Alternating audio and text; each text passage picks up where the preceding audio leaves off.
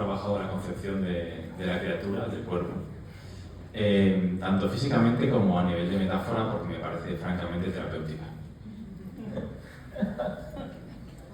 The question is for both of you, but especially for Dylan. So how did you work in the creation of the creature, physically, but also as a metaphor?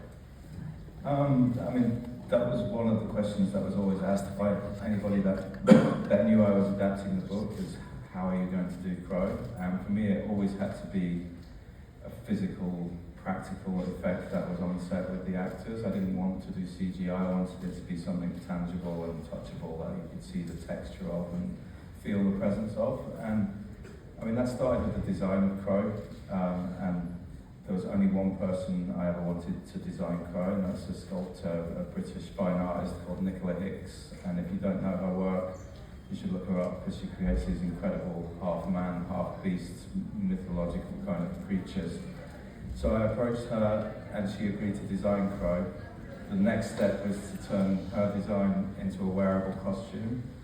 So again, I worked with a team from Creatures Inc., led by Conor O'Sullivan, who had worked with Ridley Scott on Alien films and things, and they brilliantly translated Nicola's sculpture into a prosthetic head and this incredible costume. That was then worn by the physical actor Eric Lampere, who's a brilliant physical performer who studied at the Coq in Paris, and he brought Crow's physicality to the film. And then the final element was, I always wanted Crow to be voiced by David Thewlis. I'm a big fan of Mike Leigh's film Naked, and his performance in that, and had the kind of spiky, compelling but also repels you at the same time quality.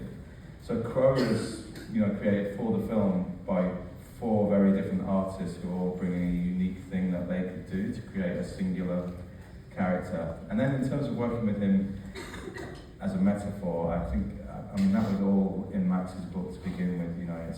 It's a really in-your-face metaphor. It's not subtle, and grief isn't subtle. So I think a lot of that came from Max's writing in the book in the first place, but then how we could convert that into a visual language for the screen. And sometimes that was borrowing tropes from horror, or it was kind of looking at shadow theatre, and just any way that we could make Crow a presence in the flat that felt otherworldly, but also like he was actually there and belonged there. It's quite a long answer, wasn't it? Yeah. But, first question. No, it's okay. La resposta